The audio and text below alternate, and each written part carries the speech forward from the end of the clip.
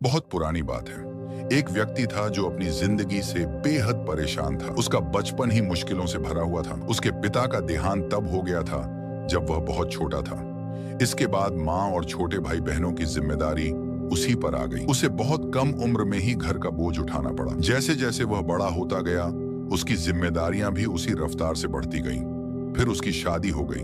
उसने सोचा अब शायद जीवन थोड़ा आसान हो जाएगा, लेकिन वैसा कुछ नहीं हुआ, बल्कि उल्टा परेशानियां और भी बढ़ गईं। एक मुसीबत जाती नहीं थी कि दूसरी सामने खड़ी हो जाती थी। उसे कभी चैन का एहसास नहीं हुआ। कभी पैसे की तंगी, कभी पत्नी से तकरार, कभी काम को लेकर तनाव और कभी मन में डर और चिंता।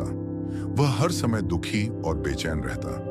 उसे लगने लगा था कि उसकी जिंदगी में कभी भी शांति नहीं आ पाएगी। एक दिन जब उसका मन पूरी तरह टूट चुका था और दिल भारी था, वह एक समझदार बुजुर्ग के पास पहुंचा और बोला, बाबा, मैं इस जीवन से बहुत थक चुका हूँ। मैं आपका शिष्य बनना चाहता हूँ। मेरी जिंदगी में केवल दुख ही दुख है। मुझे अब सुकून चाहिए। बुजुर्ग ने उसकी बात ध्यान से सुनी और मुस्कुराकर बोले, ठीक है, तुम मेरे शिष्य बन सकते हो, लेकिन पहले मुझे बताओ कि तुम्हें सबसे ज्यादा किस चीज से तकलीफ होती है। आदमी ने जवाब दिया, बाबा, मेरी जिंदगी में हमेशा कोई ना कोई परेशानी बनी रहती है। कभी पैसों की दिक्कत, कभी पत्नी से झगड़ा, कभी काम में बाधा और कभी मन में डर या चिंता। हर वक्त किसी ना किसी परेशानी से जूझ रहा हूँ। चैन की सांस तो कभी ली ही नहीं। बुजुर्ग ने उसकी आंखों में झांका और कहा, ठीक है, अब कुछ दिन मेरे साथ इस झोपड़ी में रहो। अगली सुबह उन्होंने कहा, चलो हम एक दूसरे गांव जा रहे हैं। दोनों निकल पड़े। रास्ते में उन्हें एक नदी मिली। वे दोनों नदी के किनारे खड़े होकर बहते हुए पानी को देखने लगे। तभी बुजुर्ग बोले, हमें इस नदी को पार करना है। आदमी शांत खड़ा रहा। थोड़ी देर यूं ही बीत गई। फिर आदमी ने पूछा, बाबा, आपने तो कहा था कि हमें नदी पार करनी है, तो हम यहाँ खड़े क्यों हैं? बुजुर्ग मुस्कुराए और बोले, हम इंतजार कर रहे हैं कि नदी सूख जाए। जब पानी बहना बंद हो जाएगा तब हम पार करेंगे। आदमी चौंक गया।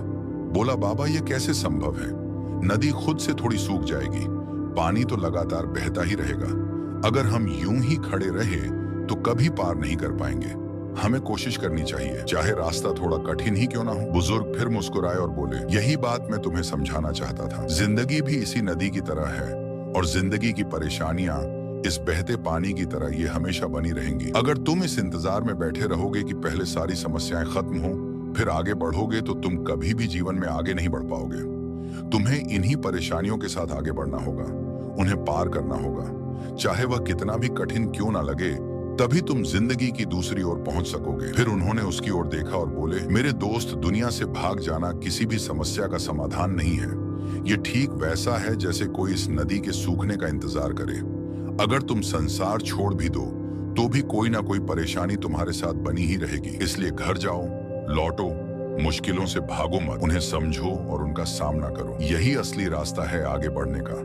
उस आदमी की आंखों में कुछ बदल गया था। उसने उस बात को दिल से समझ लिया। उस दिन के बाद उसने परफेक्ट जिंदगी का इंतजार करना छोड़ दिया और हर परेशानी का साहस से सामना करना शुरू कर दिया। धीरे धीरे सब कुछ बदलने लगा, उसका नजरिया, परिस्थितियां और पूरी जिंदगी। ये कहानी हमें एक गहरी सीख देती है।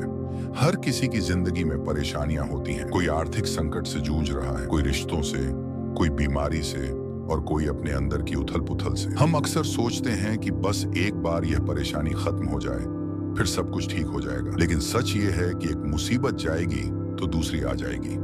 अगर हम इंतजार ही करते रहेंगे कि सब कुछ परफेक्ट हो तब हम जीना शुरू करें, तो हम पूरी जिंदगी बस इंतजार में बिता देंगे। ये वैसा ही है जैसे कोई बहती नदी के सूखने का इंतजार करता रहे, जो कभी नहीं होगा।